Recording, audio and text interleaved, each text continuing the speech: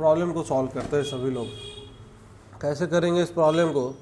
तो एक तो तरीका है कि भैया क्या करेंगे सभी लोग, जेड को डायरेक्टली यहाँ पे रख देंगे, कैलकुलेट करेंगे, परेशान हो जाएंगे।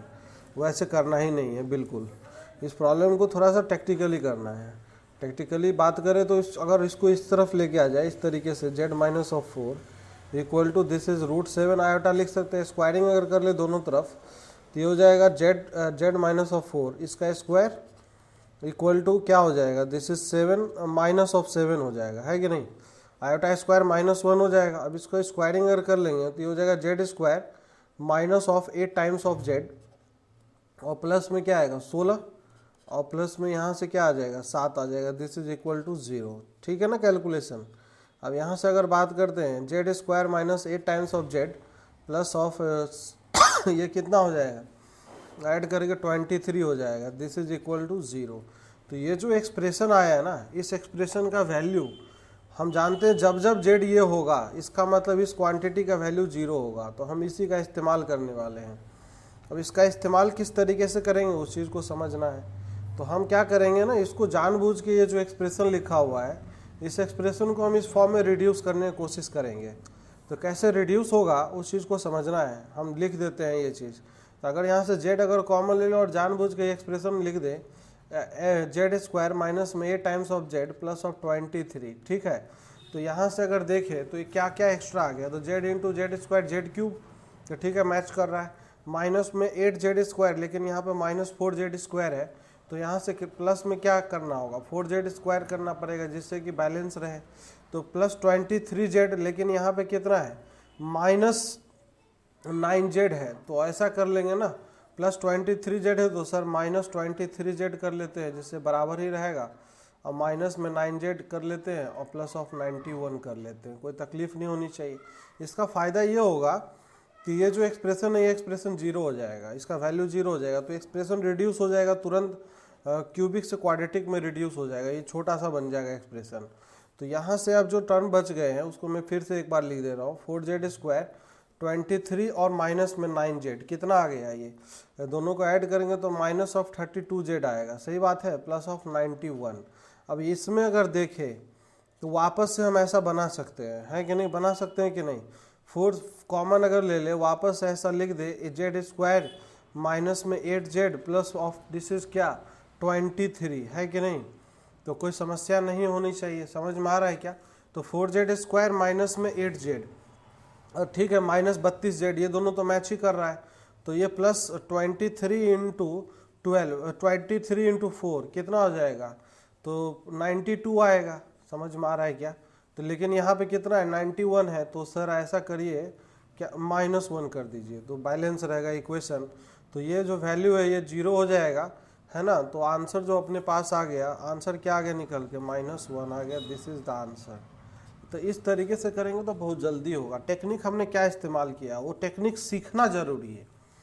बाकी कुछ लोग डिवाइड करके भी काम करते हैं, लेकिन ये जो प्रोसेस मैंने बताया ना, अगर इसको सीख लिया तो बहुत मज़ा आने वाला है। कैलकुलेशन करने का एक टेक्निक बहुत इंपॉर्टेंट है, ठीक है ना भैया। सबको समझ में आएगा? किसी को डाउट हो इसमें तो बताइए। इसमें किसी को अगर कहीं पे समस्या हो चाहे कुछ भी हो तो बात कर सकता है, यहाँ पे डिस्कस कर सकते हैं हम इसको, या नहीं तो आगे हम बढ़ें, आगे बढ़ें। चलिए आगे हम नेक्स्ट आगे बढ़ते हैं। तो यहाँ से नेक्स्ट अगर चर्चा करते हैं तो हम थोड़ा सा एक कॉन्सेप्ट और पढ़ लेते हैं, finding square root of complex number. Finding square root of complex number, इसके क्वेश्चन आपको बहुत जगह दिख जाएंगे। Square root of complex number, ठीक है ना। कॉम्प्लेक्स नंबर का स्क्वायर रूट निकालना सीखेंगे। कैसे सीखेंगे उस चीज़ को समझ लेते हैं। बहुत ही आसान है, कुछ नहीं है।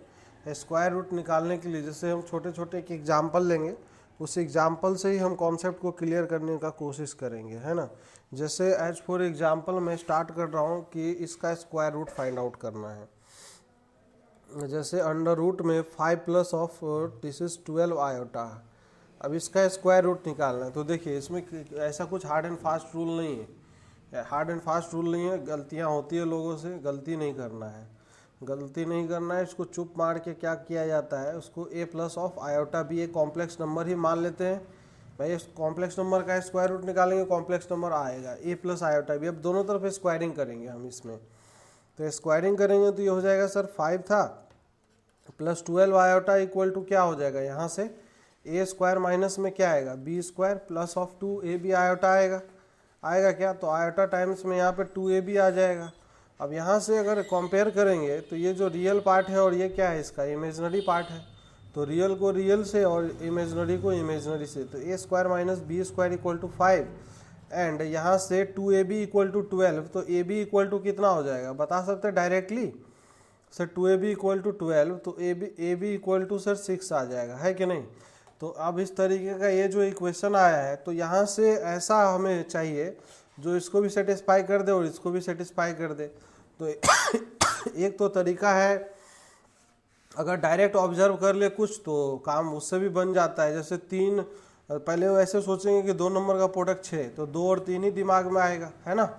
अरे समझ में आ रहा है, कुछ बात नहीं आ रहा है समझ में, तो देखिए ऐसे सॉल्व करने के लिए कर सकते हैं कि sir b equal to 6/a यहाँ पे रखेंगे आराम से, b इक्वल टू 6/a रख के सॉल्व ही कर देते हैं। फिर हम टेक्निक भी बताएंगे कैसे जल्दी आंसर निकालना है। a square minus of 36/a square equal to क्या हो जाएगा, यहाँ पे 5 आ जाएगा ना। तो इसको सॉल्व करेंगे तो ये कितना हो जाएगा, a स्क्वायर का होल स्क्वायर माइनस में 5a स्क्वायर और माइनस में 36 इक्वल टू 0 आएगा। सही बात है कि नहीं।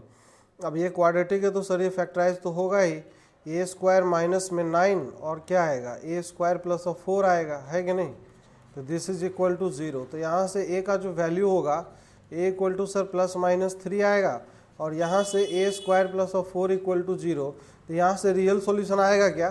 तो कुछ लोग यहाँ पे चमत्कारी लोग होते हैं, क्या करते हैं पता है कि सर हाँ आएगा, तो हम कॉम्प्लेक्स नंबर पढ़ रहे हैं सर, हम तो स्मार्ट है, इसमें प्लस माइनस 2 आयोटा लिख देते हैं। नहीं भैया ये नहीं करना, ये गलत हो जाए। कारण ये समझिए जब हम कॉम्प्लेक्स नंबर को लिख दिए इस फॉर्मेट में ना a प्लस आयोटा b के फॉर्म में, तो इसका सीधा सीधा मतलब हो जाएगा कि a comma b belongs to a real number, वो रियल नंबर को ही बिलोंग करेगा। तो ये गलतियां नहीं करना है, यहाँ पे वो रियल होना चाहिए, वो रियल वैल्यू हम एक्सेप्ट करेंगे।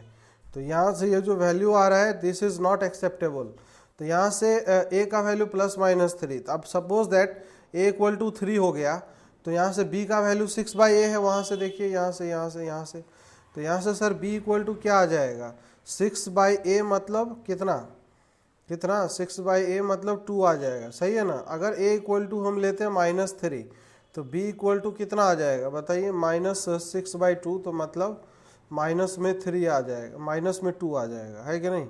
तो ये इस तरीके से वैल्यू आ जाएगा। तो 2 पॉसिबिलिटी है इसमें, तो 2 आंसर आएंगे इस केस के। तो यहाँ से जो आंसर आ गया, आंसर क्या आ गया, अंडर रूट ऑफ क्या था, under root of 5 plus of 12 iota था ना। तो इसके 2 आंसर आएंगे, मतलब 3 प्लस में 2 आयोटा, एंड दूसरा जो आंसर होगा this is -3 minus of 2 iota. तो this both are the answers, ये पहला और ये दूसरा आंसर है। कोई समस्या है क्या, निकाल सकते हैं ना। अब ये चीज़ जो हमने इतना मेहनत करके निकाला है, हम इस स्टेप से अगर बचना चाहते हैं तो थोड़ा सा यहाँ से ही हम ऑब्जर्वेशन कर लेंगे। अगर हमारा ऑब्जर्वेशन थोड़ा सा अगर ठीक है तो काम बन सकता है। जैसे समझ में आ रहा है क्या कहना चाह रहे हैं कि सर 2 नंबर का मल्टीप्लिकेशन 6 है, तो 3 और 2, तो हम यहाँ चेक करके रख के देख लेंगे। Sir a square minus B square 5, 9 माइनस 4 बराबर 5, सही है, बिल्कुल सेटिस्फाई कर रहा है। तो लेकिन प्लस माइनस दोनों होगा, तो इसलिए a equal to sir 3 and b equal to अगर 2 ले ले तो भी कर रहा है, और साथ ही साथ a इक्वल टू -3 और b इक्वल टू -2 ये भी कर रहा है। क्योंकि कभी भी स्क्वायर रूट लेंगे किसी कॉम्प्लेक्स नंबर का तो वो 2 वैल्यू आएगा, एक वैल्यू नहीं आएगा, वो 2 वैल्यू आएंगे। क्यों 2 आएगा, इस सब का लॉजिक तो आगे चल के हम पढ़ेंगे, डी माइवर्स थ्योरम वगैरह सब जब डिटेल में हम इसके चर्चा करेंगे तो वहाँ पे समझ में आएगा। फिलहाल यहाँ पे ये जो बताया हमने ये सबको समझ में आया क्या। हेलो, कॉम्प्लेक्स नंबर का स्क्वायर रूट कैसे फाइंड आउट करेंगे, निकाल लेंगे सभी लोग। तो चलिए इसी बात पे इसका निकाल के बताइए सभी लोग, अंडर रूट ऑफ आयोटा का निकाल के बताइए, इसका स्क्वायर रूट निकाल के बताइए सभी लोग। अंडर रूट ऑफ आयोटा का स्क्वायर रूट क्या आएगा, ठीक है। और दूसरा निकालना, ये पहला क्वेश्चन हो गया। और दूसरा question this is under root of 7 plus of 24 iota. इस दोनों का स्क्वायर रूट फटाफट सब लोग का कैलकुलेशन होना चाहिए। अंडर रूट ऑफ आयोटा, तो अंडर रूट ऑफ आयोटा ये जो लिखा हुआ है ना, तो इसको कुछ नहीं करेंगे, अंडर रूट ऑफ आयोटा को सर मान लेंगे वही चीज़ है, A plus of iota B, universal law है ये सब। ये आयोटा इक्वल टू यहाँ से A square minus of B square plus of iota times में 2ab हो जाएगा, है कि नहीं। तो यहाँ से तो सर रियल पार्ट है नहीं, इसका जीरो है रियल पार्ट। तो जब इक्वेट करेंगे तो ए square minus B square equal to zero आ जाएगा, एंड यहाँ से 2ab इक्वल टू 1, तो ab इक्वल टू क्या हो जाएगा 1/2 आएगा। आएगा कि नहीं आएगा। तो यहाँ से जो वैल्यूज आ रहे हैं A square minus of B square equal to zero, तो यहाँ से दो टाइप की बातें आएगी निकल के, आएगा कि नहीं आएगा। यहाँ से या तो sir a equal to b होगा, या तो दूसरी बात a equal to minus b होगा। तो हम दोनों केस लेके सॉल्व कर लेते हैं। केस 1 जब ए इक्वल टू बी होगा, है ना, और दूसरा केस सब जब ए इक्वल टू माइनस बी होगा। तो जब ए इक्वल टू बी रखेंगे तो ए स्क्वायर इक्वल टू 1/2, तो यहाँ से ए का वैल्यू प्लस माइनस 1/√2 आ जाएगा। आएगा कि नहीं आएगा। तो ए इक्वल टू बी है तो बी का भी वैल्यू सेम ही रहेगा, है कि नहीं। जब ए का वैल्यू 1/√2 होगा तो सर बी का वैल्यू भी यहाँ पे 1/√2 हो जाएगा, है कि नहीं। और जब ए का वैल्यू माइनस में 1/√2 होगा तो बी का वैल्यू भी माइनस ऑफ 1/√2 ही रहेगा। नाउ केस 2 को सॉल्व कर लेते हैं। ए इक्वल टू माइनस बी अगर करेंगे यहाँ पे तो ये चीज़ हो जाएगा, रख देते हैं तो minus of a square equal to 1/2। तो ए स्क्वायर इक्वल टू माइनस में 1/2, क्या ये पॉसिबल है क्या, नहीं, क्योंकि यहाँ से ए का रियल वैल्यू नहीं आएगा, क्योंकि ए और बी मस्ट बी रियल। तो यहाँ से नो सॉल्यूशन आएगा, है कि नहीं। दिस इज नो सॉल्यूशन का केस बन जाएगा। तो यहाँ से अगर रखेंगे इसमें वैल्यू तो हो गया ना कहानी खत्म। अंडर रूट आयोटा का दो वैल्यू आ गया ना, ए बी का वैल्यू रख देंगे तो सर 1/√2 अगर कॉमन ले ले तो 1 प्लस ऑफ आयोटा, या अगर माइनस 1/√2 कॉमन ले ले तो ये 1 प्लस ऑफ आयोटा। तो दोनों को मिला के भी लिख सकते हैं, इस तरीके से आंसर आ जाएगा। किसी को कोई आपत्ति है क्या। तो ऐसे करके सॉल्व करते जाएंगे। क्वेश्चन नंबर 2 सबका हो गया क्या। क्वेश्चन नंबर 2 में भी ऐसा ही काम करना है ना। 7 प्लस ऑफ 24 आयोटा है, तो वही काम sir A plus of iota way standard rule है, इसमें कुछ दिमाग ही नहीं लगाना। अगर ये क्वेश्चन एग्जाम में मिल सकते हैं, बहुत प्रोबेबल क्वेश्चन होता है ये, स्क्वायर रूट वगैरह निकालने के लिए दे दे तो कुछ भी दे दे, हमेशा ये यूनिवर्सल लॉ है, इसी को फॉलो करते रहना है, गलत होगा ही नहीं क्वेश्चन। ये 2ab और ये आ जाएगा, दिस इज 2ab और आयोटा टाइम्स में 2ab आ गया। अब इक्वेट कर देंगे तो सर यहाँ से दो equation, a square minus B square equal to 7 and 2ab equal to 24, तो सर ab इक्वल टू 12 आ जाएगा। कॉमन सेंस से अगर हम सॉल्यूशन फाइंड कर ले तो वो ज़्यादा बेहतर होगा। किसी को कुछ चमक रहा है क्या कॉमन सेंस से सॉल्यूशन। बिल्कुल 3 4, क्योंकि 3 4 का प्रोडक्ट 12 है भी, तो ए इक्वल टू 4 और बी इक्वल टू 3, लेकिन एक ही सॉल्यूशन नहीं आएगा, एक और आएगा क्या, ए इक्वल टू -4 और बी इक्वल टू क्या -3, क्योंकि प्रोडक्ट पॉजिटिव है तो या तो दोनों नंबर पॉजिटिव होंगे या तो दोनों नंबर निगेटिव होगा। तो इसलिए जो आंसर होगा 7 + 24 आयोटा का, दो आंसर पॉसिबल है सर, 4 + 3 आयोटा या -4 माइनस ऑफ 3 आयोटा आंसर आएगा। कोई समस्या है क्या। तो ये चीज़ है, इस तरीके से हम निकाल लेंगे, तकलीफ नहीं होनी चाहिए इसमें, ठीक है। पोलर फॉर्म तो हमने कल देख ही लिया था, कॉम्प्लेक्स नंबर का जो पोलर फॉर्म है, पोलर फॉर्म में कैसे क्या आर्गूमेंट वगैरह निकालना, ये चीज़ सीखा था हमने, है कि नहीं। तो थोड़ा थोड़ा धीरे धीरे करके हम और भी चीज़ें, कई सारी बातें करते जाएंगे। अब हम देखेंगे इसमें जो अगला फॉर्म है उसका Euler form representation, Euler form representation complex number का, this is called Euler form representation of the complex number. Euler form representation, तो यूलर फॉर्म रिप्रेजेंटेशन,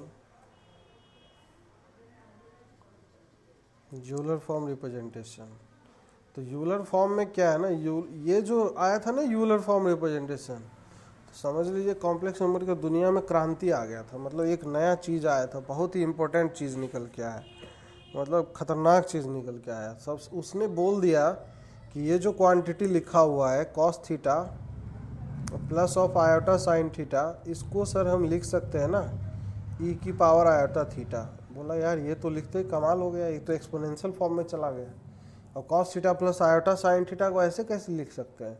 तो देखिए उसने कैसे बताया, इस चीज़ को भी समझते हैं हम, थोड़ा सा इसका फीलिंग लेते हैं। Z equal to cos theta plus iota sine theta, उन्होंने बोला एक बार चलो इसको डिफ्रेंशिएट कर लो तुम, D Z by D theta कर लेते हैं। तो डिफ्रेंशिएशन तो आता ही होगा ना सबको, तो कॉस का differentiation sir minus sine theta आ जाएगा, और आयोटा साइन थीटा का डिफ्रेंसिएशन सर कॉस थीटा आ जाएगा। कोई अब यहाँ से अगर देखें आयोटा अगर बाहर कॉमन ले लें तो ये आ जाएगा माइनस साइन थीटा अपॉन में क्या आ जाएगा, आयोटा आएगा, और ये बच जाएगा कॉस ऑफ थीटा। इस आयोटा को अगर कॉन्जुगेट से ऊपर नीचे आयोटा से फिर से मल्टीप्लाई कर दे तो नीचे iota square minus one minus minus cut के तो ये बन जाएगा sir cos theta plus iota sine theta वापस से बन जाएगा कि नहीं बन जाएगा। और ये सर क्या है, this is Z again Z है। तब इस चीज़ में समझने की बात क्या है, समझने की बात ये है कि यहाँ पे D Z upon D theta this is equal to sir iota Z आ गया। अब इसको बोला कि तुम इंटीग्रेट कर लो, इसको इधर ले आओ, तो डी जेड अपॉन में जेड यहाँ पे कर लिया और इसको आयोटा डी थीटा को इधर कर लिया, उन्होंने फिर इंटीग्रेट कर दिया दोनों तरफ। तो डी जेड बाई जेड को इंटीग्रेट करेंगे तो क्या आएगा, लॉ एल एन जेड आएगा, और इधर क्या आएगा, आयोटा थीटा प्लस कांस्टेंट सी आएगा कि नहीं आएगा। तो इन्होंने जेड को वापस से ऐसे करके अब इधर ले जाएंगे तो सर ई की पावर आयोटा थीटा प्लस सी आएगा। तो जेड इक्वल टू हो गया ई की पावर सी इंटू ई की पावर आयोटा थीटा आ गया। ई की पावर सी को एक नया कांस्टेंट के का नाम दे सकते हैं, कोई आपत्ति नहीं है, के इंटू ई की पावर आयोटा थीटा। अब इस के का वैल्यू निकालने के लिए हम यहाँ से निकाल सकते हैं ना, यहाँ से निकाल सकते हैं। यहाँ से समझिए, अगर थीटा को अगर हम जीरो रख देते हैं तो जेड का वैल्यू क्या आएगा बताइए। अरे थीटा का वैल्यू जीरो रखने पे जेड का वैल्यू क्या आएगा देवता लोग, कॉस ऑफ जीरो वन होगा, one plus iota zero one, z equal to one आएगा ना, मतलब थीटा इक्वल टू जीरो पे जेड इक्वल टू वन आ जाएगा। तो इसका यूज़ अगर कर ले यहाँ पे कि sir at theta equal to zero z is equal to one, तो के का वैल्यू आ जाएगा। तो जेड इक्वल टू वन, के ई की power iota zero is also one, तो के का वैल्यू कितना आ गया यहाँ से सर, के इक्वल टू वन आ गया। तो इसको वापस से इसमें रख देंगे तो जेड इक्वल टू क्या आ गया, जेड इक्वल टू आ गया ई की पावर आयोटा थीटा, और जेड हमने किसको माना था, ये cos theta plus iota sine theta. ये समझ में आया क्या कि कैसे लिखा है उसने, कितना दिमाग लगाया था। ये बहुत बड़ा रिसर्च है अपने आप में मैथ्स के अंदर, कोई बहुत बड़ा चीज़ नहीं है, हमने किया है, एक बार डिफरेंशिएट किया फिर इंटीग्रेट कर दिया, तो एक नए लुक में एक नया रिजल्ट आ गया निकल के। इस चीज़ का इंपॉर्टेंस समझ में आ रहा है, इंपॉर्टेंस बहुत ज़्यादा है। अब कॉम्प्लेक्स नंबर सीधा एक्सपोनेंशियल में डील होगा, उसके अंदर एक नया प्रॉपर्टी जुड़ गया उसके साथ कि whole of the complex number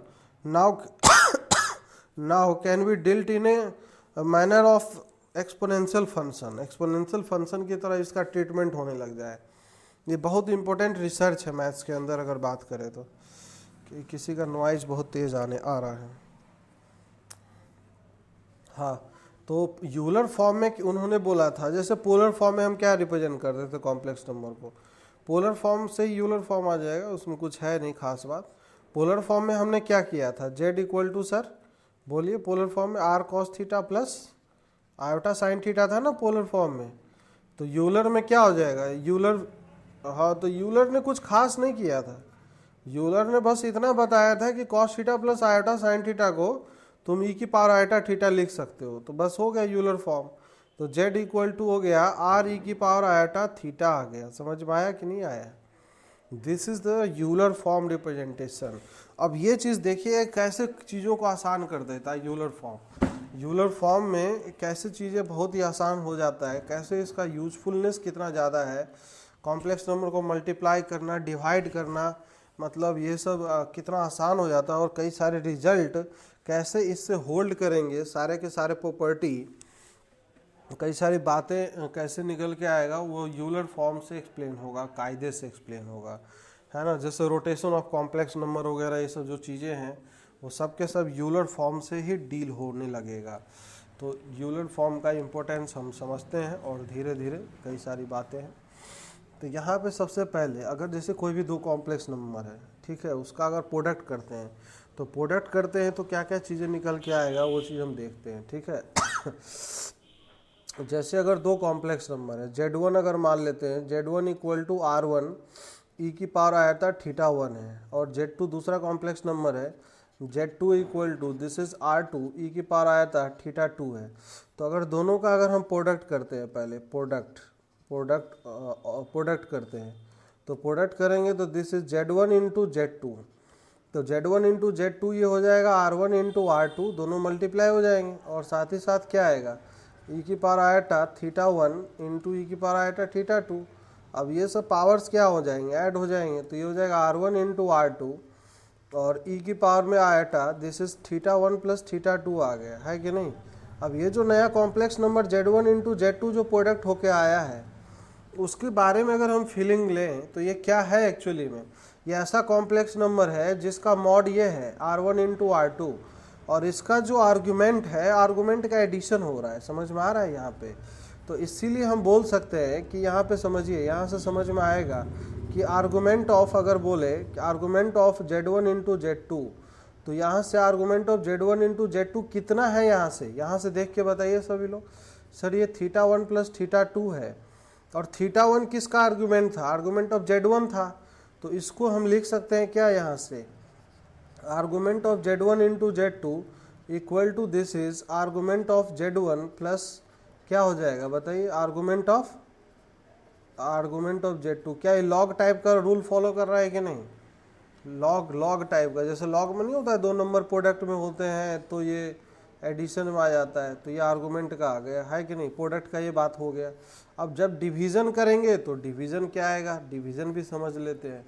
तो सर यहाँ पे अगर डिवीज़न करते हैं दोनों का, दोनों कॉम्प्लेक्स नंबर का, तो Z1 बाई Z2 अगर करेंगे तो ये क्या आएगा निकल के, ये R1 बाई R2 हो जाएगा, ई की पावर आयता θ1 अपॉन में दिस इज ई की पावर आयता θ2 होगा, तो ये आ जाएगा सर R1 बाई R2 और दोनों डिवाइड हो जाएंगे, तो ई की पावर आयटा पावर माइनस हो जाएगा θ1 माइनस θ2।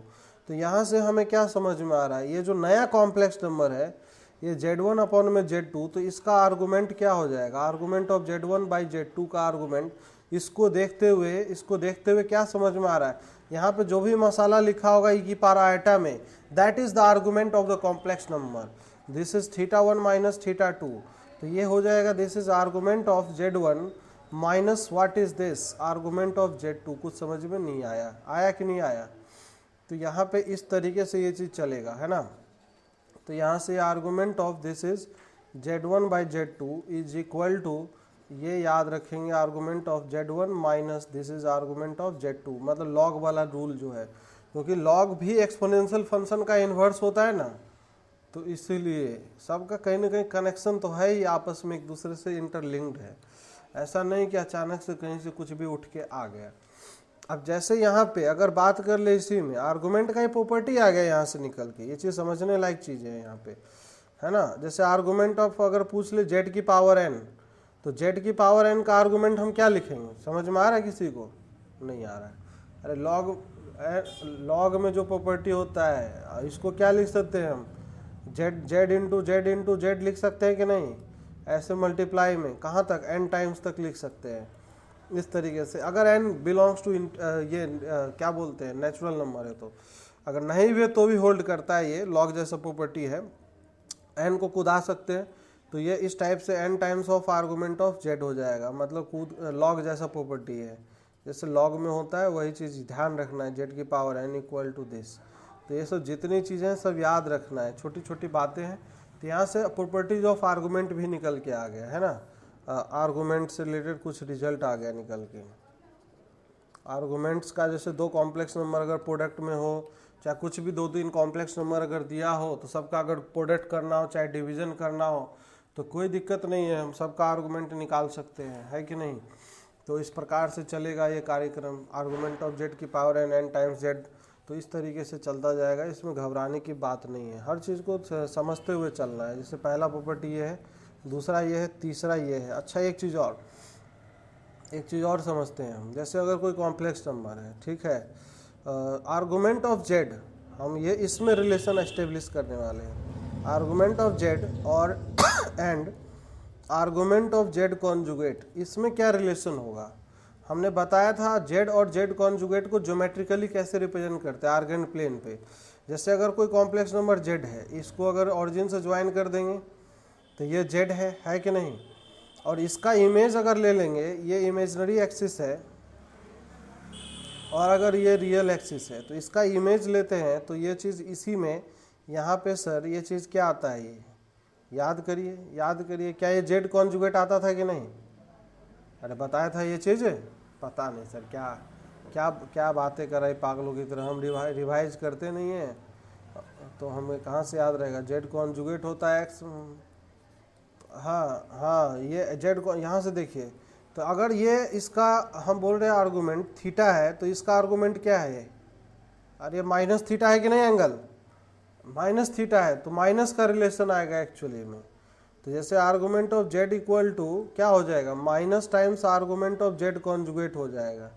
चाहे ऐसे भी लिख सकते हैं कि argument of z conjugate is equal to minus times argument of z हो जाएगा, है ना। इस तरीके से ध्यान रखना है, तो बिल्कुल ध्यान रखना है, गलत नहीं करना है। कुछ छोटी छोटी बातें हैं, मैं सबका लॉजिक के साथ बता रहा हूँ कि चीज़ें याद रहे, कैसे आ रहा है, कहाँ से आ रहा है, कोई अपने आप उत्पन्न नहीं हो जाता, वो कहीं ना कहीं से तो आया ही होगा, तभी कॉन्सेप्ट समझने में थोड़ा अच्छा भी लगता है, तो है ना। तो इस तरीके से चीज़ें याद रखना। अच्छा मान लीजिए कोई कॉम्प्लेक्स नंबर है, कॉम्प्लेक्स नंबर का लॉग अगर ले ले, ये सब कई बार पूछा जाता है एग्जाम में। जैसे अगर पूछ ले लॉगरिदम ऑफ कॉम्प्लेक्स नंबर, है ना, लॉगरिदम ऑफ कॉम्प्लेक्स नंबर, तो यहीं से यूलर फॉर्म से ये भी चीज़ समझ में आ जाएगा। लॉगरिदम ऑफ कॉम्प्लेक्स नंबर का लॉग लेंगे तो क्या होगा, तो ये अपने आप में सर क्या है ये, तो कोई नहीं है। अगर कोई कॉम्प्लेक्स नंबर दिया हो, तो जैसे z इक्वल टू हमें दिया है x plus of iota y, तो सर हम इसको क्या कर लेंगे, यूलर में कन्वर्ट कर लेंगे। तो सर यूलर फॉर्म में अगर कन्वर्ट करेंगे तो z इक्वल टू क्या हो जाएगा, z इक्वल टू ये हो जाएगा सर, हम जानते हैं r e की पावर आयोटा थीटा हो जाएगा, और r क्या होता है, r इसका मॉडुलस होता है, मॉडुलस ऑफ z। अब लॉग इसका लेंगे तो क्या हो जाएगा बताइए सभी लोग, लॉग ऑफ अगर z लेंगे तो ये हो जाएगा लॉग ऑफ r, होगा कि नहीं होगा, दोनों तरफ लॉग ले रहे हैं, और क्या आएगा लॉग ऑफ e की पावर आयोटा थीटा, क्या आएगा आयोटा थीटा आएगा कि नहीं आएगा। तो ये एक्चुअली लॉग ऑफ कभी भी कॉम्प्लेक्स नंबर का जो जब लॉग लेते हैं तो log of z to the base e equal to this is log of r की जगह क्या modulus of z to the base e plus में आयोटा थीटा क्या है, what is theta here, theta क्या है देवता लोग बताइए, आर्गूमेंट ऑफ z है कि नहीं है, ये आर्गूमेंट ऑफ z है। तो रटना नहीं, ऐसे समझ लेना। अगर मान लीजिए एग्जाम में हम भूल भी गए कि अच्छा लॉग कैसे लेंगे कॉम्प्लेक्स नंबर का, तो यूलर फॉर्म से लेते हैं, यूलर फॉर्म है सबका माई बाप, है ना। तो यहाँ से आ जाएगा, यहाँ से। तो उसके लिए हमें क्या क्या चाहिए, अरे लॉग लेने में भी दो ही चीज़ चाहिए ना, क्या क्या चाहिए सर, यहाँ पे मॉड बता दो और आर्गूमेंट बता दो, तो हम सर आपको लॉग बता देते हैं, लॉग ऑफ कॉम्प्लेक्स नंबर भी बता देते हैं, कोई दिक्कत नहीं है, बस यहाँ आईटा चिपका देंगे आंसर आ जाएगा। कोई समस्या है क्या किसी को दिक्कत हो, चाहे कुछ नहीं समझ में आए तो बता दीजिएगा, है ना। जैसे अगर कोई complex number as for example z equal to अगर ये दे दिया है, z इक्वल टू दे दिया है सर मान लेते हैं -3 प्लस ऑफ 4 आयोटा, अगर बोल they find log of z, find log of z, वैसे लॉगरिदम ऑफ कॉम्प्लेक्स नंबर इधर JEE के सिलेबस में नहीं आप लोग को पूछा जाता है क्वेश्चन, है ना। तो यही है, कुछ नहीं करना है सर, इसका हम मॉड ले लेंगे, मॉड ऑफ z, तो मॉड ऑफ z निकालेंगे तो कितना आ जाएगा, under root of 9 plus of 16, this is equal to under root 25, under root 25 का वैल्यू सर 5 आ जाता है कि नहीं, इस तरीके से 5 आ गया तो कोई दिक्कत नहीं है। और बाकी आर्गूमेंट अगर निकालेंगे तो आर्गूमेंट कल बताया था, पहले हम क्वाड्रेंट पता कर लेंगे कॉम्प्लेक्स नंबर का, कौन सा क्वाड्रेंट में है सभी लोग बताइए, पता नहीं सर, ये तो बहुत डिफिकल्ट काम बोल दिया आपने, छोटा मोटा काम थोड़े बोलते हो आप। सेकेंड क्वाड्रेंट में, बिल्कुल सत्य बच्चा,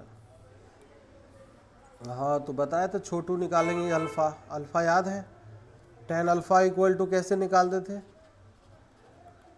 मॉड ऑफ y अपॉन में घोट लीजिए प्रोसेस को, कभी गलती नहीं होगा, तो ये 4/3 आ जाएगा, तो अल्फ़ा इक्वल टू सर क्या आ जाएगा, tan इनवर्स में 4/3, स्टैंडर्ड एंगल नहीं है तो ऐसे ही लिखेंगे।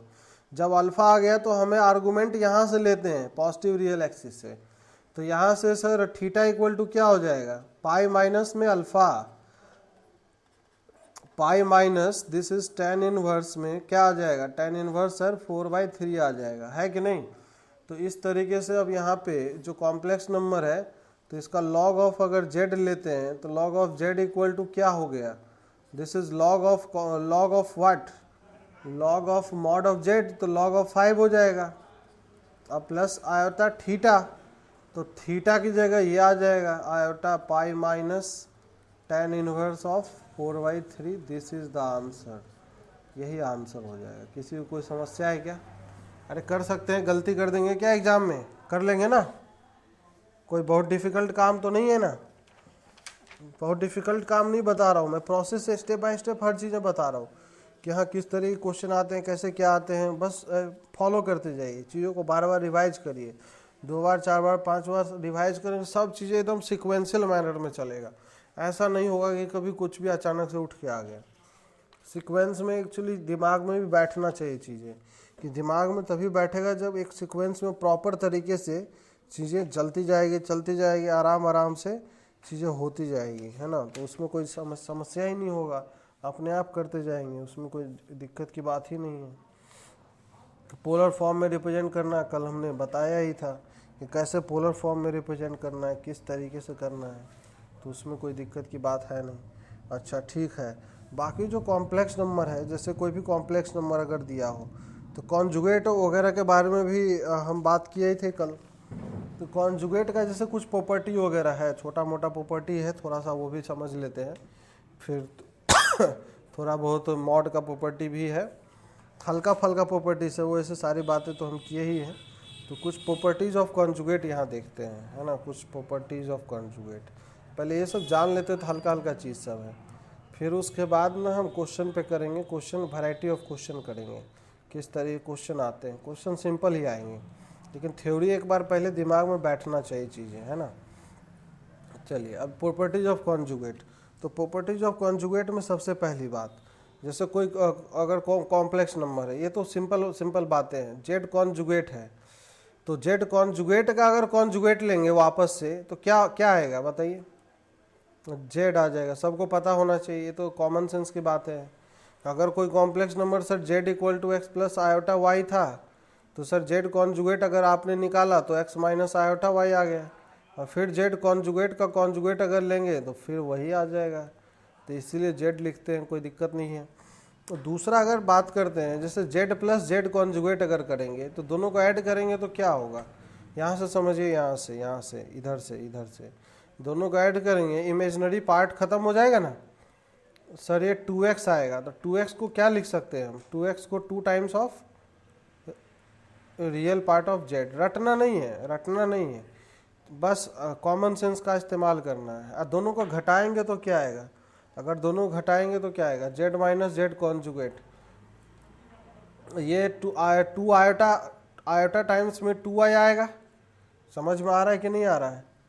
आयोटा टाइम्स में यही चीज़ आएगा। अब यहाँ से अगर बात कर ले तो ये चीज़ क्या लिख सकते हैं? This is iota 2 times of what is this 2 times of iota, हाँ, इमेजिनरी पार्ट ऑफ जेड। रटना नहीं है, ऐसे ही है, बस काम का चीज़ नहीं है वैसे ज़्यादा, वैसे यूज़ तो कुछ और ही चीज़ होता है। अब फोर्थ अगर प्रॉपर्टी इसमें अगर चर्चा कर ले, जैसे जेड अगर कहीं पे भी अगर ये चीज़ लिख दे कि sir z equal to z conjugate अगर बोल दे, तो इसका क्या तात्पर्य निकलेगा, इसका क्या मतलब निकलेगा? If z equal to z conjugate है किसी कॉम्प्लेक्स नंबर के लिए, कब बराबर होंगे? कॉमन सेंस से बात करिए, मतलब y का वैल्यू 0 हो जाए। अरे नहीं समझ में आ रहा, कुछ भी समझ में नहीं आ रहा, क्या कह रहा है ये एकदम, हाँ, ये x plus of iota y equal to ये x माइनस में आयोटा y, x कट गया, इसको इधर ले आइए तो y का वैल्यू 0 आ गया कि नहीं? तो इससे यही सीधा ये तात्पर्य निकलेगा, y का वैल्यू 0 मतलब imaginary part of z equal to 0। तो imaginary part of z equal to 0, तो हम z को बोल सकते हैं कि z इज प्योरली रियल। अरे हाँ कि ना बोलिए, सीधा ये बोल सकते हैं जेड इज प्योरली रियल। अच्छा, फिफ्थ प्रॉपर्टी, अगर ऐसा है कि z equal to minus of z conjugate है, तो इसका क्या तात्पर्य निकलेगा? सभी लोग बताइए। Z equal to minus of z conjugate, तो मतलब देखते हैं sir, x plus iota y equal to minus of x plus of iota y, ये इससे फैल गया, तो यहाँ से एक्स का वैल्यू 0 आ गया। तो यहाँ से एक्स का वैल्यू जब 0 आ गया तो इसका क्या सीधा मतलब है? एक्स का वैल्यू 0 का क्या मतलब है? सर एक्स का वैल्यू 0 का क्या मतलब है? अरे जेड के बारे में क्या? हाँ, जेड इज प्योरली इमेजिनरी। तो देखिए एग्जाम में सीधा यही क्वेश्चन सब बनेगा, यहाँ पे वहाँ पे कोई समझाने वाला नहीं होगा कि अगर कभी भी इस तरीके का स्टेटमेंट दिखे कि sir z equal to z conjugate लिखा है, तो सीधा सीधा मान लेना है सर जेड प्योरली रियल है, और जेड इक्वल टू माइनस में जेड कॉन्जुगेट लिखा है तो सीधा सीधा दिमाग में बैठ जाना चाहिए सर जेड प्योरली इमेजिनरी है। जितना याद रहेगा, नहीं याद रहे तो थोड़ा सा कर लेंगे हम कैलकुलेशन, बस ये चीज़ दिमाग में होना चाहिए। इसलिए मैं हर चीज़ कर कर के दिखा रहा हूँ कि हाँ ठीक है, अगर भूल भी गए तो कोई बात नहीं, हम थोड़ा सा कर लेंगे, याद रहे तो वेल एंड गुड, कोई बड़ी बात नहीं है। अच्छा, ये प्रॉपर्टी तो हम कल भी बात किए होंगे जेड इंटू जेड कॉन्जुगेट के बारे में। अगर जेड को जेड कॉन्जुगेट से मल्टीप्लाई कर देते हैं तो क्या ये मॉड ऑफ जेड के स्क्वायर के इक्वल आता है? नहीं सर, ये तो हजम नहीं हो रहा, ये बहुत टफ काम किया आपने, ये बिल्कुल हजम नहीं हो रहा। X plus of iota y और यहाँ पे एक्स माइनस में आयोटा वाई, दोनों को मल्टीप्लाई करेंगे तो आएगा x square plus of Y square, आएगा कि नहीं आएगा? और ये क्या है एक्चुअली में? Under root of x square plus of Y square का होल स्क्वायर है कि नहीं है? और ये क्या होता है? मॉड जेड होता है, मॉड ऑफ जेड का स्क्वायर है कि नहीं है? बिल्कुल सत्य वचन है। और मॉड जेड का स्क्वायर एक रियल नंबर होता है ये, हाँ याद रखना है, ये डिस्टेंस है, ये डिस्टेंस को रिप्रेजेंट कर रहा है। कहाँ से डिस्टेंस को रिप्रेजेंट कर रहा है? ऑरिजिन से, ऑरिजिन से एकदम घोट लेना है सब चीज़ों को। अब अगर फिर से बात करें, जैसे Z1 प्लस Z2 दो कॉम्प्लेक्स नंबर है, पूरे का कॉन्जुगेट अगर लेंगे तो क्या आएगा निकल के? Sir Z1 conjugate plus Z2 conjugate, दो कॉम्प्लेक्स नंबर लिख लीजिए अलग अलग और उसके ऊपर ऑपरेट करके देखिए, बिल्कुल सत्य वचन आएगा। अगर कॉम्प्लेक्स नंबर प्रोडक्ट में भी हो Z1 इंटू Z2 और पूरे का कॉन्जुगेट अगर ले रहे हैं तो आएगा Z1 कॉन्जुगेट इंटू में क्या आएगा? Z2 कॉन्जुगेट आएगा, है कि नहीं? इस तरीके से हम इसको आगे बढ़ा सकते हैं, कोई समस्या की बात नहीं है। यहाँ पे प्लस, जैसा प्लस के लिए वैसा माइनस के लिए भी होल्ड करेगा, तो कोई दिक्कत नहीं है, डायरेक्ट दोनों लिख दिया। अच्छा, नाइन्थ प्रॉपर्टी, अगर डिवीज़न में हो कोई कॉम्प्लेक्स नंबर जैसे Z1 बाई Z2, पूरे का कॉन्जुगेट अगर लेंगे तो क्या हो जाएगा? Z1 कॉन्जुगेट अपॉन में Z2 कॉन्जुगेट लिख सकते हैं क्या? बिल्कुल बिल्कुल लिख सकते हैं, कोई दिक्कत नहीं है, बच्चों वाली बातें हैं सब। बस ये है कि Z2 नॉट इक्वल टू 0 होना चाहिए, क्योंकि नीचे में है ना ये सब। लेकिन अब यूज किस तरीके से क्या हो जाएगा कोई ठीक नहीं है, तो ये चीज़ हमेशा ध्यान रखना है कि कैसे क्या करेंगे नहीं करेंगे।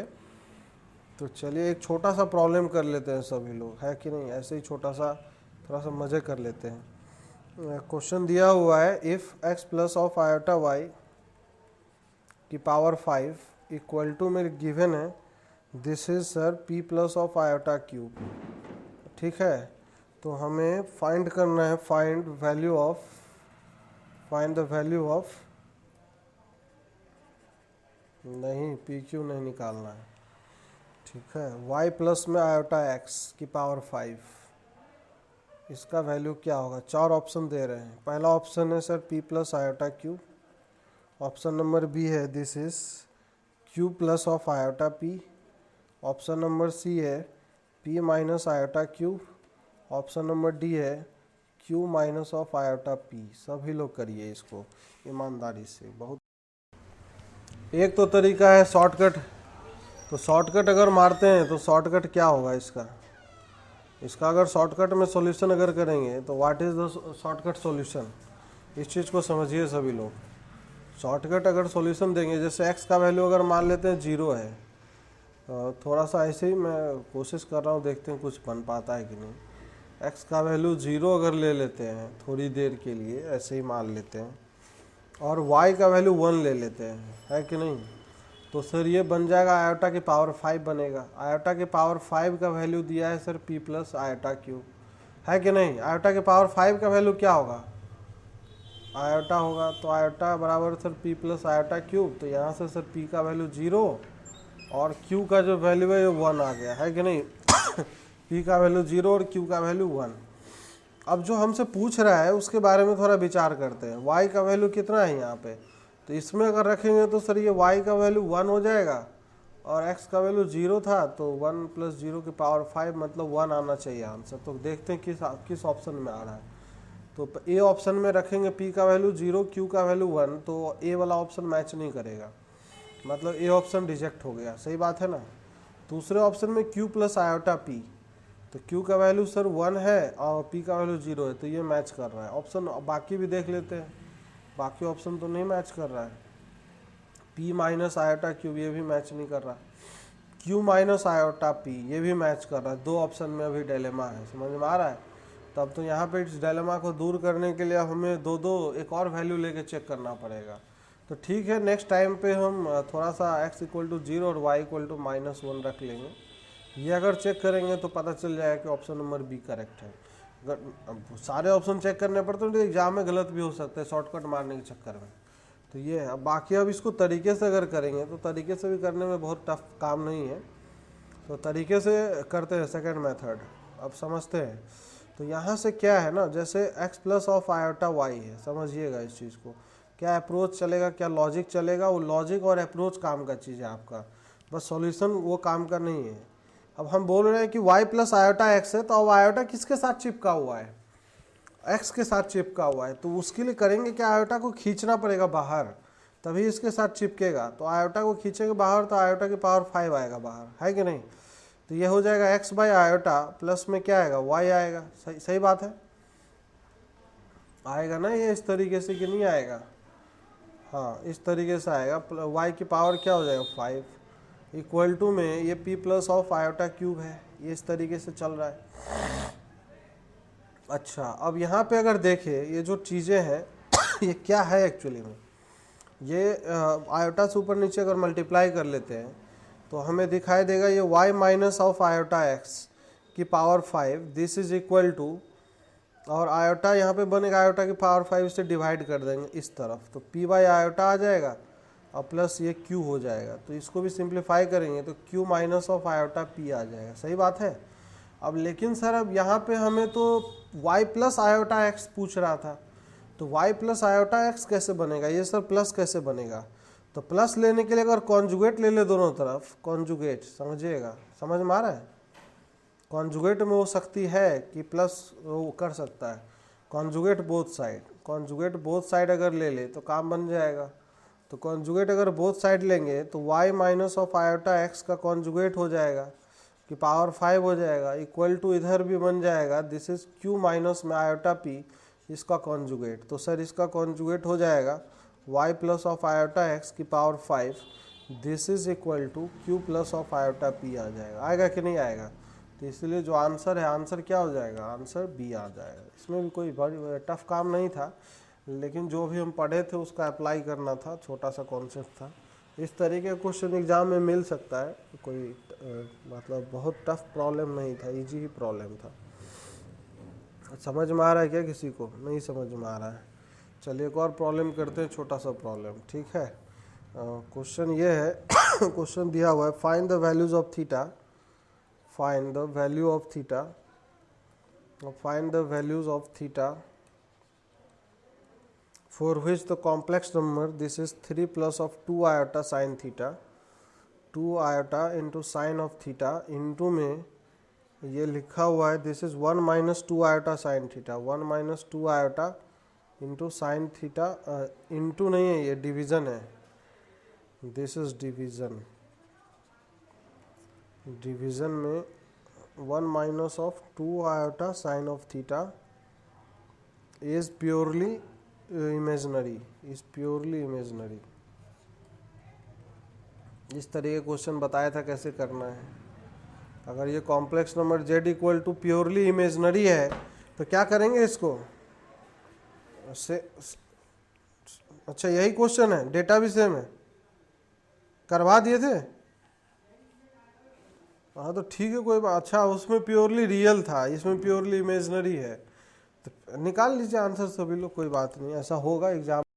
यहाँ पे देखते हैं यार क्या करना था, इसमें तरीका बताया था ना, जल्दी जल्दी कर, थोड़ा सा कैलकुलेशन फास्ट रखेंगे तो देखिए ऐसा नहीं है कि खाली शॉर्टकट का ही काम आएगा, कभी कभी कैलकुलेशन भी तेज़ रखना पड़ेगा, मैक्सिमम टाइम कैलकुलेशन ही तेज़ रखना पड़ता है। जैसे 3 प्लस में 2 आयोटा, अब देखते हैं क्या है, साइन थीटा नीचे वाले कॉन्जुगेट से सर ऊपर मल्टीप्लाई होगा, 1 plus 2 iota sine of theta अपन में नीचे हो जाएगा 1 plus 4, this is sine square theta होगा। अब ये प्योरली इमेजनरी है तो इसका मतलब real part of Z must be equal to 0 होना चाहिए। तो हम सिर्फ रियल पार्ट उठाएंगे ना, बाकी से हमें क्या मतलब है, कोई मतलब नहीं है। जैसे 3 इंटू पूरे को लोग मल्टीप्लाई करने लग जाते हैं, पूरे को क्यों मल्टीप्लाई करेंगे? 3 इंटू 1 सर यहाँ से रियल आएगा, और आयोटा आयोटा जब मल्टीप्लाई होगा तो वहाँ से आएगा, तो माइनस में 4 सर ये साइन स्क्वायर थीटा, बस हो गया ख़त्म, जीरो करेंगे ना तो यहाँ से धड़ाक से आंसर आएगा sine square theta equal to 3/4। तो सर ये तो है √3/2 का होल स्क्वायर। अरे कुछ समझ में आ रहा है देवता सब? ये साइन स्क्वायर क्या है? ये पाई बाई 3। तो sine square theta equal to sine square alpha का जनरल सॉल्यूशन आज ही तो बताया है क्लास में, नहीं बताया है सर। वो उधर कॉम्प्लेक्स से सर, आप इधर ट्रिग्नोमेट्रिक इक्वेशन में कैसे आ गए? Theta equal to n pi plus minus pi, ऐसे ही चलता है दुनिया, समझ में आ रहा है? तो क्या था बताइए, थोड़ा सा जल्दी जल्दी करने का आदत डालिए, कोई दिक्कत नहीं है कि नहीं? इस तरीके का क्वेश्चन मिल सकता है। अच्छा, हम थोड़ा सा कॉम्प्लेक्स इक्वेशन के बारे में बात कर लेते हैं। जैसे कॉम्प्लेक्स नंबर में इक्वेशन होता है तो सॉल्विंग कॉम्प्लेक्स इक्वेशन, छोटी छोटी टॉपिक्स हैं उसको समझ लेते हैं। सॉल्विंग कॉम्प्लेक्स इक्वेशन, कॉम्प्लेक्स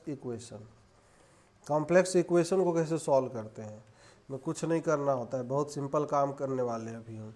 जैसे एज फॉर एग्जांपल के तौर पे समझते हैं हम कैसे क्या करने वाले हैं। जैसे एज फॉर एग्जांपल दिया है, solve this, find complex number mod of z equal to ये z plus of 1 plus 2 iota, इसको सॉल्व करने के लिए बोल दिया। सॉल्व करने का मतलब z का वैल्यू निकालना है। तो कभी भी इस तरह के क्वेश्चन आए, एक ही ब्रह्मास्त्र काम करता है, put z equal to x plus of iota y, ये रख देंगे, ठीक है। यहाँ पे x, y किसको बिलोंग करता है, याद है ना सबको? रियल नंबर को बिलोंग करता है सर। तो यहाँ पे रख देंगे। अब जैसे जैसे इक्वेशन बोल रहा है वैसे वैसे हम करते जाएंगे। तो मॉड ऑफ z करेंगे तो ये under root of x square plus of Y square equal to z की जगह सर x प्लस में आयोटा y है और प्लस ऑफ 1 है, प्लस में 2 आयोटा है। कोई समस्या है क्या किसी को? बिल्कुल नहीं होना चाहिए। तो यहाँ से अगर देखेंगे तो x plus of 1 plus of iota अगर कॉमन ले लेंगे तो ये y प्लस 2 आएगा। सही बात है कि नहीं? अब दोनों तरफ इक्वेट करेंगे, एक इक्वेशन बन गया ये।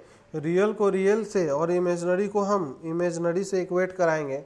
तो यहाँ से रियल अगर इक्वेट करेंगे तो ये x square plus of Y square, this is already a real number, इस तरफ है ये रियल नंबर, तो एक्स प्लस 1 आ जाएगा। एंड दूसरी बात, यहाँ पे इमेजनरी पार्ट 0 है, तो यहाँ से imaginary part sir y plus of 2 equal to 0 आ गया। किसी को कोई समस्या? तो यहाँ से तो वैल्यू आ गया ना, y का वैल्यू तो सीधा निकल आया -2। तब यह y का वैल्यू -2 यहाँ पे इसमें अगर चेप दे इस इक्वेशन में तो हमारा काम आसान हो जाएगा ना और ज़्यादा। तो ये हो जाएगा, दोनों तरफ स्क्वायरिंग करना ही पड़ेगा, x square plus y square plus मतलब 4 इक्वल टू ये आ जाएगा एक्स स्क्वायर प्लस में 2x plus of 1। X square से एक्स स्क्वायर ये धाराशाही हो गया। और यहाँ से अगर बात करें तो 2x इक्वल टू 3 आ गया, तो x इक्वल टू 3/2 भी आ गया है कि नहीं? तो x का वैल्यू 3/2 आ गया, एक ही वैल्यू आ रहा, y का वैल्यू -2 आ गया। तो कोई समस्या है क्या? तो z क्या आ गया, z क्या आ गया, z इक्वल टू क्या आ गया बताइए?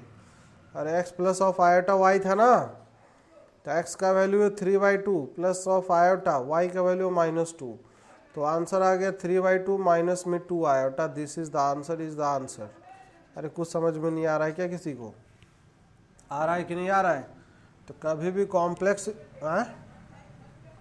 हाँ, तो कॉम्प्लेक्स इक्वेशन कभी भी हो तो हमें इसी प्रकार से डील करना है। जैसे मैं क्वेश्चन दे रहा हूँ, find the number of solutions.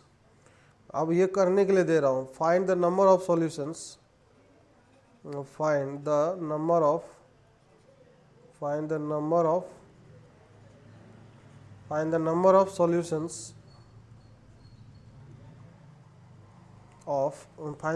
Solutions of z cube equal to z conjugate. इसके कितने सॉल्यूशन होंगे? How many solutions are there? z cube equal to z conjugate. सभी हम क्या करेंगे, इस क्वेश्चन को सॉल्व करने से पहले थोड़ा बहुत समझते हैं प्रॉपर्टीज ऑफ मॉडुलस। छोटी छोटी बातें, बाकी मैं कई सारी बातें तो मैं पहले भी कर लिया हूँ, लेकिन एक सिस्टमेटिक ऑर्डर में चल रहे हैं तो एक बार कर लेते हैं। यहाँ पे रिवीजन भी हो जाएगा और कई सारी चीज़ें अपना निकल के भी आ जाएगा, है ना। तो छोटी छोटी बातें करेंगे एकदम बिल्कुल। जैसे अगर बात करते हैं, एक ही कॉम्प्लेक्स नंबर है, पूरे आर्गेंड प्लेन पे जिसका मॉडुलस 0 होता है वो कौन सा कॉम्प्लेक्स नंबर है, बता सकते हैं? वो खुद ऑरिजिन होगा, है ना। अगर कभी भी ऐसा अगर लिख दे if mod of z equal to 0, तो mod of z equal to 0 अगर ये कॉम्प्लेक्स नंबर है तो यहाँ से सीधा सीधा समझ में आना चाहिए कि यहाँ पे x भी 0 होगा और y भी 0 होगा। कारण ये कि x square plus of Y square equal to 0 हो जाएगा और x कॉमा वाई यहाँ से बिलोंग्स टू रियल नंबर है, तो इसीलिए x का वैल्यू भी 0 आएगा and y equal to also 0 आएगा। तो एक ही कॉम्प्लेक्स नंबर है, इसका सीधा सीधा मतलब है कि real part of z is also 0 and imaginary part of z is also 0, क्योंकि ऑरिजिन को रिप्रेजेंट करेगा।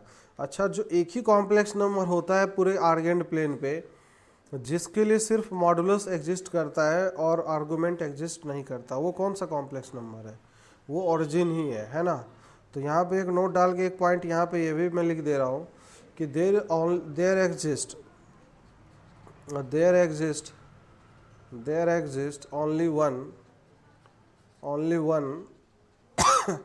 only one complex number on complex plane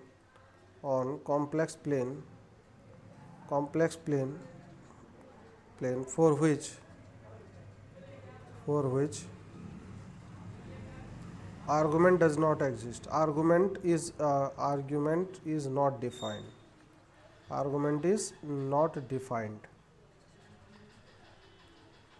वो कौन सा कॉम्प्लेक्स नंबर है? वो z इक्वल टू 0 ही है, है कि नहीं?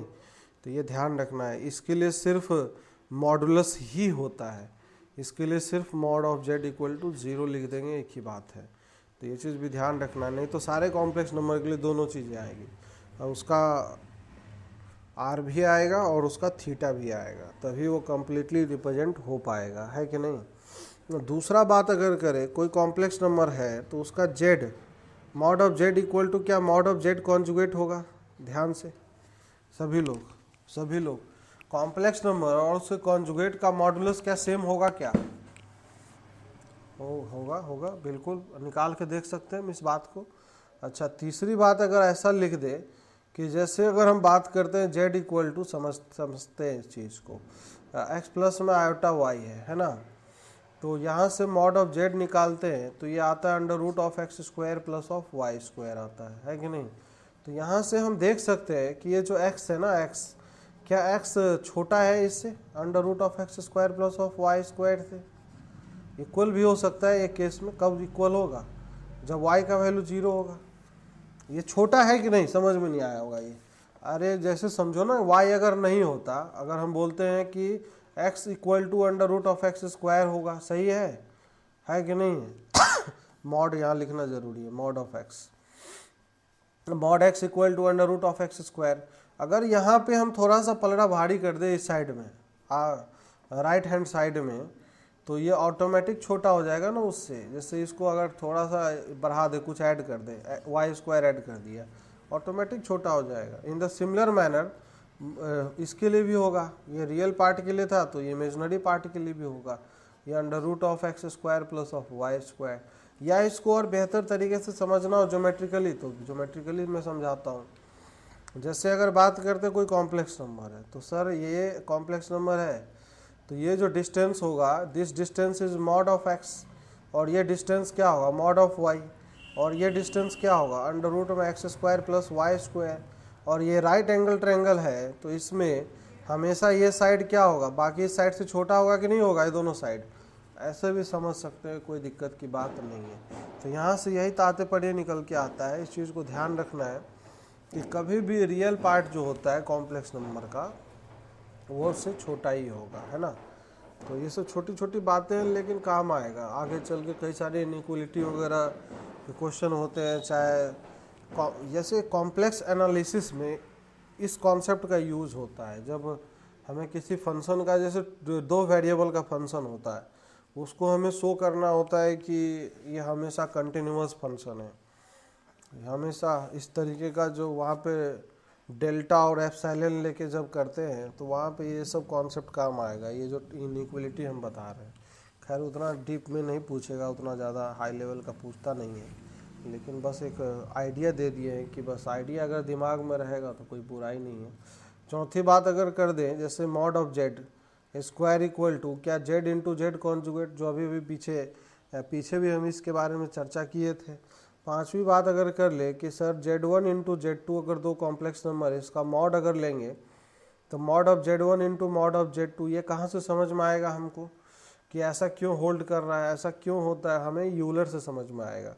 यूलर में बताया था Z1 इक्वल टू ई की पावर आयोटा थीटा है, θ1 R1, और यहाँ से Z2 इक्वल टू अगर R2 ई की पावर आयोटा θ2 है, तो दोनों को अगर जैसे मल्टीप्लाई करते हैं Z1 इंटू Z2, तो ये मल्टीप्लाई हो के R1 इंटू R2 ई की पावर आयोटा क्या आ जाता है बताइए, यहाँ पे θ1 प्लस θ2 आता है कि नहीं। तो यहाँ से समझ में आ रहा है कि Z1 और Z1 इंटू Z2 ये जो कॉम्प्लेक्स नंबर है, इसका जो मॉडुलस है, ये मॉडुलस है R1 इंटू R2। तो R1 इंटू R2 मतलब mod of Z1 into mod of Z2 है, ऐसे याद रखना, बट जाता है वो। डिवीजन में भी अगर बात करेंगे तो ये चीज़ हो जाएगा मॉड ऑफ Z1 अपॉन में mod of Z2, this is equal to mod of Z1 upon में क्या हो जाएगा, मॉड ऑफ Z2 आएगा, है कि नहीं। तो इस तरीके से याद रखना है, छोटी छोटी बातें हैं, बस एक बार कर लेते हैं जिससे कि आइडिया बना रहे दिमाग में। Idea is important. जैसे कभी भी दो कॉम्प्लेक्स नंबर लिखा हो Z1 प्लस Z2, इसका अगर स्क्वायर करेंगे तो क्या ये इसके इक्वल होगा क्या, सभी लोग बताइए। इसके इक्वल ऐसा लिख दें Z1 प्लस Z2 का स्क्वायर, ये सही कि गलत है। हेलो, अरे सब सो गए क्या? ये ऐसा नहीं करना, ये पाप हो जाएगा, ये तुरंत पाप है ये ऐसा नहीं होता। ये मॉड का स्क्वायर है, मॉडुलस का स्क्वायर है, ये कॉम्प्लेक्स नंबर का स्क्वायर है ना, तो दोनों में अंतर है। अब इसको लिखना हो तो क्या लिखेंगे, एक्चुअली में क्या लिखेंगे, एक्चुअली में लिखेंगे Z1 प्लस Z2 मॉड का square, this is equal to, ये हो जाएगा Z1 प्लस ऑफ Z2, और इसी का जो कॉन्जुगेट होगा, this is Z1 plus of Z2 का कॉन्जुगेट, पूरे का कॉन्जुगेट, ये चीज़ लिख सकते हैं हम। अब इसको बांट के अगर लिखेंगे तो ये हो जाएगा Z1 प्लस ऑफ Z2, और इनटू में this is Z1 conjugate plus of Z2 conjugate. दोनों को अगर मल्टीप्लाई करेंगे तो जैसे नॉर्मल अलजेब्रा में मल्टीप्लाई हो जाता है वैसे ही होगा, Z1 into Z1 conjugate plus Z1 into Z2 conjugate plus Z2 into Z1 conjugate plus Z2 into Z2 conjugate. अब ये जो है ये क्या है, व्हाट इज़ दिस, और ये क्या है, व्हाट इज़ दिस, बताइए सभी लोग बताइए। और ये मॉड ऑफ Z1 स्क्वायर है ना, ये नहीं समझ में आ रहा है, कुछ भी समझ में नहीं आ रहा। अरे आ रहा है, किसी को कुछ समझ में आ रहा है भैया, तो पता नहीं कौन सी बातें कर रहे हैं, पगला गया है। अब यहाँ से अगर बातें करें तो ये लिखा है मॉड ऑफ Z1 स्क्वायर, और ये क्या लिखा है, मॉड ऑफ Z2 स्क्वायर, है कि नहीं। अच्छा, ये जो दोनों कॉम्प्लेक्स नंबर है ये एक दूसरे का कॉन्जुगेट है क्या, पता नहीं। अरे है एक दूसरे का कॉन्जुगेट, ये Z1 इंटू Z2 का कॉन्जुगेट लेंगे तो क्या आएगा, ये आएगा sir Z1 conjugate into Z2 conjugate का कॉन्जुगेट। तो ये क्या हो जाएगा एक्चुअली में, Z1 कॉन्जुगेट इंटू क्या आएगा, Z2 आएगा कि नहीं आएगा। तो ये इस तरीके से लिखा है, ये तो ऐसा, ये मॉड ऑफ Z2 स्क्वायर, और प्लस इसको अगर हम लिख दें कि सर ये लिखा हुआ है 2 times of real part of Z1 into Z2 conjugate. पता नहीं, ये बहुत डिफिकल्ट चीज़ लिख दिया ना। हम बोल रहे हैं कि Z प्लस Z कॉन्जुगेट बराबर क्या होता है, अब ये भी पहले समझाया था, पीछे समझाया था। Z plus Z conjugate real part of Z होता है कि नहीं, 2 times real part of Z, बोले हाँ कि ना। तो वही चीज़ है ना यहाँ पे, ये अगर Z है तो ये क्या है, ये Z कॉन्जुगेट है ना, तो इसीलिए उस प्रॉपर्टी का यूज़ करके यहाँ पे मैं लिख दिया हूँ, है ना। तो घबराने की बिल्कुल आवश्यकता नहीं, एग्जाम में डायरेक्ट यही सब मिल सकता है, ये सब भी मिल सकता है एज ए क्वेश्चन के तौर पे। तो कोई दिक्कत नहीं होना चाहिए वहाँ पे कि क्या लिख दिया है, क्या चीज़ हो गया। भाई छोटे मोटे एग्जाम में क्या भरोसा, कुछ भी ऑप्शन बना के यही सब पूछ देता है। तो वो चीज़ है कि हर चीज़ पता होना चाहिए, बस थोड़ा सा कॉन्शियसनेस होना चाहिए दिमाग में, और कोई बड़ी बात नहीं कर रहा। और फिर अगर जैसे मान लो Z1 प्लस Z2 का स्क्वायर है, और फिर Z1 माइनस ऑफ Z2 का स्क्वायर है, इसको अगर कैलकुलेट करेंगे तो क्या आएगा निकल के, what is this, what is this, ये क्या है एक्चुअली में, ये समझ में नहीं आया होगा, ये बहुत अजीब सा चीज़ है ये। इसको अगर कैलकुलेट करेंगे तो देखिए क्या है ये एक्चुअली में, अभी अभी बताया है जो चीज़ Z1 प्लस Z2, और इसी का कॉन्जुगेट लिखेंगे तो Z1 conjugate plus of this is Z2 conjugate, और फिर नेक्स्ट में ऐसे ही होगा Z1 माइनस ऑफ Z2, और इनटू में हो जाएगा this is Z1 conjugate minus of this is Z2 conjugate, होगा ना। इसको अगर मल्टीप्लाई करेंगे Z1 इंटू Z1 कॉन्जुगेट तो ये हो जाएगा mod of Z1 square, Z2 into Z2 conjugate तो ये हो जाएगा मॉड ऑफ Z2 स्क्वायर, और फिर जो अभी अभी पहले किया था sir Z1 into Z2 conjugate, और फिर Z2 इंटू Z1 कॉन्जुगेट, और फिर ऐसे ही आएगा plus mod of Z1 square mod of Z2 square आएगा, और फिर माइनस टाइम्स में Z1 इंटू Z2 कॉन्जुगेट, और माइनस टाइम्स में Z1 कॉन्जुगेट इंटू Z2 आएगा। सही बात है। तो यहाँ से अगर देखने की बात है तो ये जो दोनों टर्म है ये इससे कैंसिल आउट हो जाएगा, और दोनों ये ऐड होके यहाँ पे दे देगा this is equal to 2 times of this is mod of Z1 square plus mod of Z2 square दे देगा। कोई दिक्कत है क्या? तो ये रिजल्ट है अपने आप में, ये रिजल्ट के तौर पे हम ओपन करके बता दिए हैं। अगर याद रहे तो एग्ज़ाम में हो सकता है, it may be important result है, पूछ सकता है डायरेक्टली यही एक्सप्रेशन इसका वैल्यू किसके इक्वल है, कुछ कुछ बना देगा 4 ऑप्शन, थोड़ा बहुत इधर उधर चेंज वेंज करके। तो उसमें बिल्कुल घबराने जैसी बात नहीं होनी चाहिए कि अजीब सा लग रहा है सर ये क्या लिखा हुआ है ना। तो अगला जो है और समझते हैं, इसमें कुछ फीलिंग समझते हैं। जैसे अगर बात करते हैं जैसे अगर mod of Z1 minus Z2 अगर ये चीज़ है तो इसका एक्चुअली ज्योमेट्रिकल इंटरप्रिटेशन हम करने वाले हैं। What is the geometrically the meaning, geometrical interpretation, geometrical interpretation इसका क्या मतलब है, इंटरप्रिटेशन। ये सब अगर समझ में आ गया ना तो कॉम्प्लेक्स बहुत ही आसान है, सारे क्वेश्चन सही हो गए। Z1 माइनस Z2 का मतलब क्या है, व्हाट इज़ द फीलिंग, इसके लिए हम 2 कॉम्प्लेक्स नंबर चूज करते हैं। Z1 को अगर मान लेते हैं sir x1 plus of iota y1 है, और Z2 को अगर कंसीडर कर ले सर ये this is x2 plus of iota y2 है।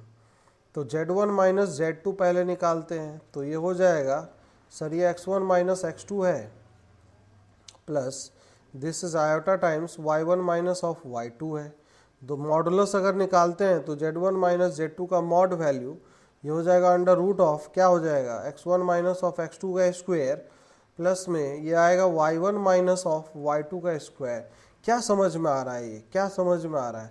अगर हम रियल प्लेन से कंसिडर करें, समझिएगा इस चीज़ को, बहुत ही इंपॉर्टेंट बात कर रहे हैं। ये क्या फीलिंग दे रहा है, कुछ समझ में आ रहा है सबको? नहीं समझ में आ रहा होगा, कुछ भी समझ में नहीं आ रहा होगा। अगर मान लेते हैं कि ये Z1 है, ठीक है, और ये Z2 है कि नहीं। ये था sir x1 comma y1, x1 plus iota y1, ठीक है, और ये क्या है x2 प्लस आयोटा y2 है।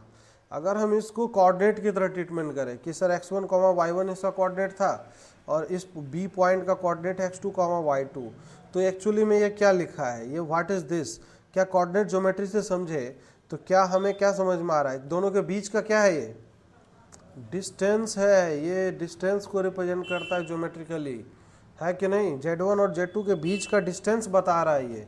तभी तो मैं पहले बताया था कि सर ये जो मॉड ऑफ Z है, ये मॉड ऑफ Z को अगर हम फील करें तो मॉड ऑफ Z का फीलिंग ये है सर Z माइनस 0 है।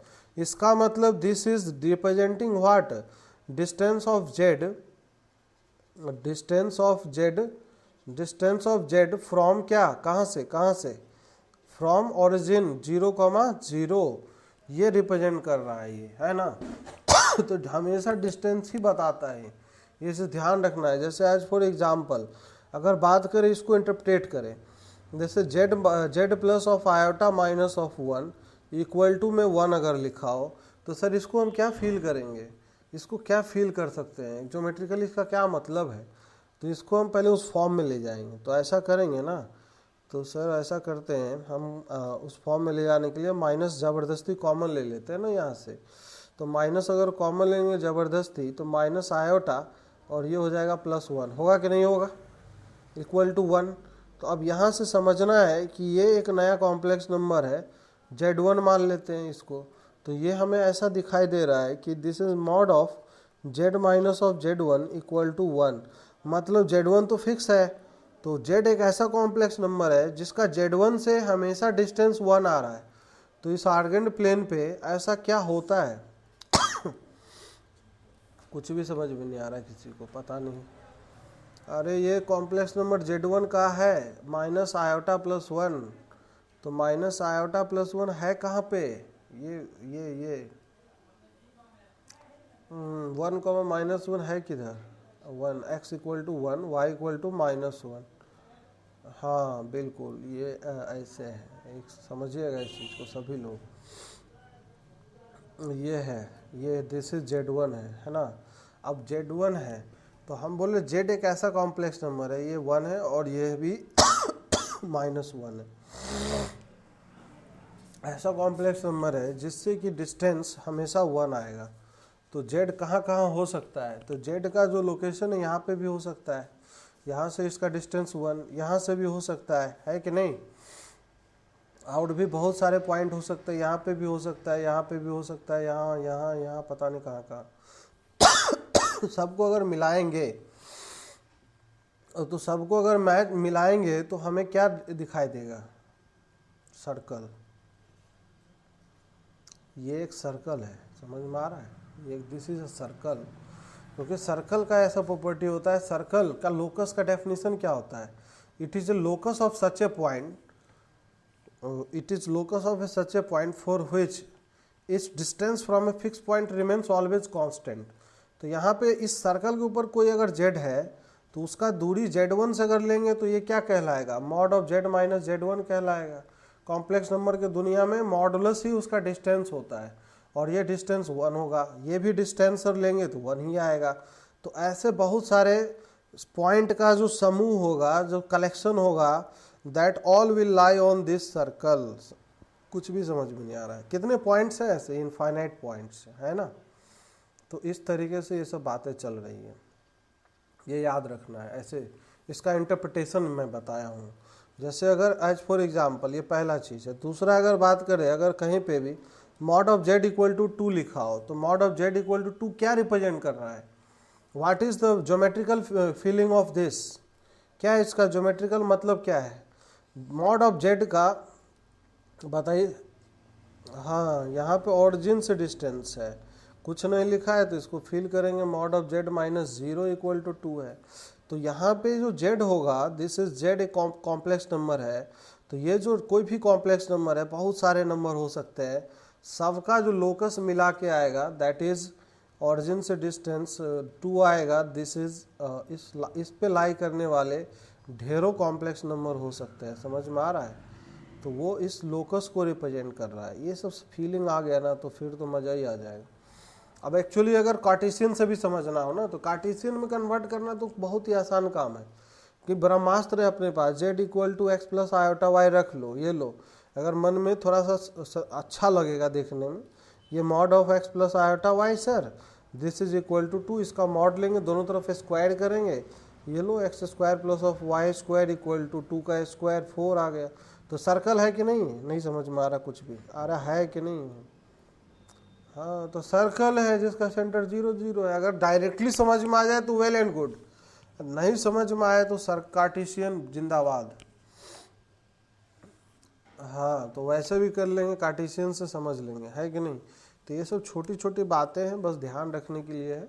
अच्छा कौन सा प्रॉपर्टी पे अभी हम चल रहे थे, अभी पहले बातें करेंगे अभी इसके बारे में, बस एक एक्सपोजर दे रहे हैं हम चीज़ों को, पहले समझा रहे हैं, एक थोड़ा थोड़ा एक्सपोजर दे देंगे तो आगे जो ऐसा नहीं लगेगा कि बहुत ही अजीब सा बात कर रहा हूँ मैं।